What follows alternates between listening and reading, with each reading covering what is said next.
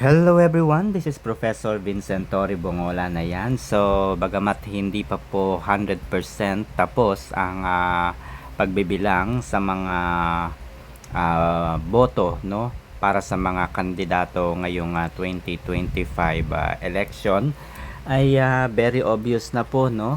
Milya-milya na po ang agwat ng mga Duterte sa kanilang mga kalaban. Okay, so si Mayor of Davao City, Rodrigo Roa Duterte, halos ang lamang ay 500,000 or 600,000 plus.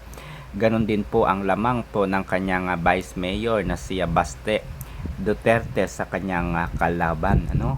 So, ibig sabihin ay mahal na mahal ng mga kababayan po nila sa Davao City ang mga Duterte. This is tantamount by saying that lahat po ng ipinupukol at ibinibintang at syempre mga salitang hindi naaayon, no, ay political agenda at maneuvering lamang ng kanilang mga kalaban. Okay, so dahil kung ang buong Pilipinas kasama po ang Davao City ay hinusgahan ang pagiging mayor, pagiging pangulo ni dating Pangulong Rodrigo Roa Duterte kaugnay sa kanyang matapang na pagtugis sa mga drug lord, drug pushers, mga corrupt officials, no?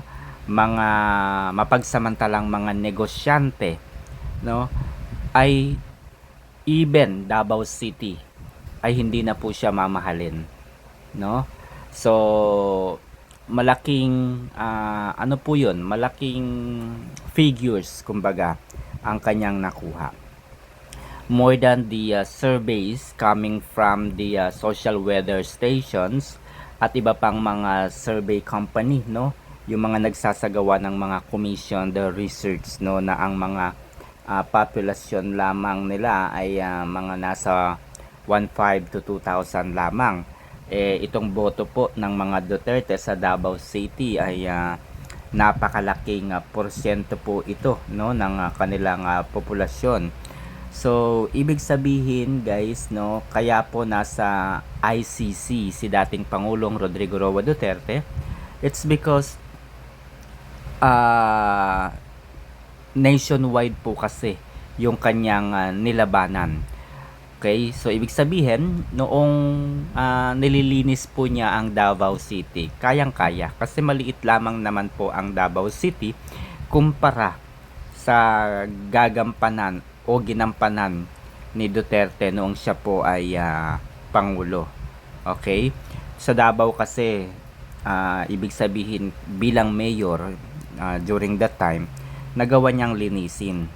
No? Kasi nga, kumbaga kayang-kaya, no, kayang-kaya po niya na linisin yung Davao City to get rid of the drug lords, drug pushers, corrupt officials at mga mapagsamantalang negosyante, mapagsamantalang mga men in uniform. So maayos ang Davao City at yun po ang nagustuhan sa kanya ng kanyang mga kababayan. Ngayon po, sa pag-aakalang kaya rin po ni Duterte na gawing Davao City ang buong Pilipinas, ay ipinagpatuloy niya yung kanyang malinis na hangarin, yung kanyang pangarap na to get rid of the drug lords, drug pushers, and drug criminals, to get rid of the corruption sa Pilipinas. Kaya ipinagpatuloy po niya yan nung siya ay maging Pangulo. Okay? Pero, syempre, expect the unexpected. Ibig sabihin lamang po, kaya siya po ay pinatapon sa ICC dahil nung siya po ay maging Pangulo ng Pilipinas, marami po siyang nasagasaan. Mga drug lords, mga drug pushers, mga corrupt officials, at iba pang mga gumagawa ng krimen. Halimbawa na lamang ang Department of Justice Secretary na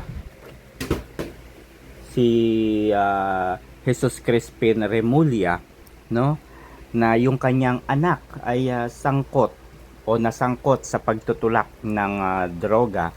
So ibig sabihin, no, ibig sabihin kung ikaw ay isang negosyante, kung ikaw ay isang drug lord, kung ikaw ay mayroong negosyo na related sa pagpupuslit ng droga, no, kagaya nga po no ng case ni anak ni Remulla, syempre at the end of the day galit ka doon sa tao na yon, magagalit ka doon sa tao na yon kasi tinuldukan mo yung kanilang negosyo, di ba?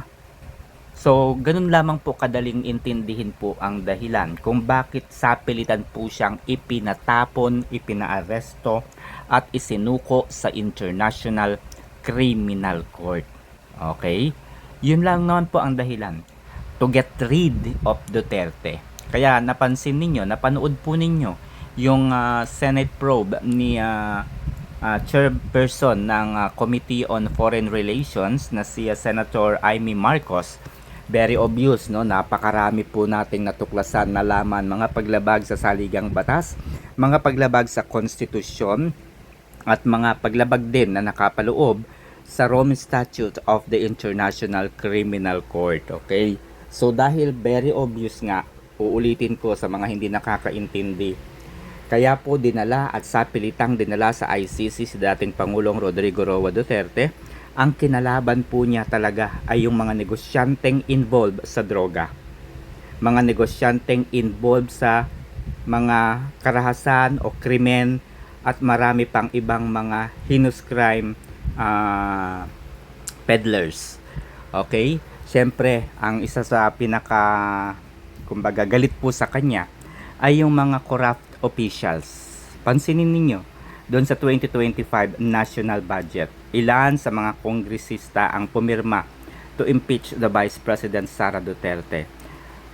Marami, di ba? 215 plus nadagdagan pa ng 25, so to make it complete, nasa 240 po lahat, no, ang mga kongresistang pumirma sa impeachment complaint ni Vice President Sara Duterte.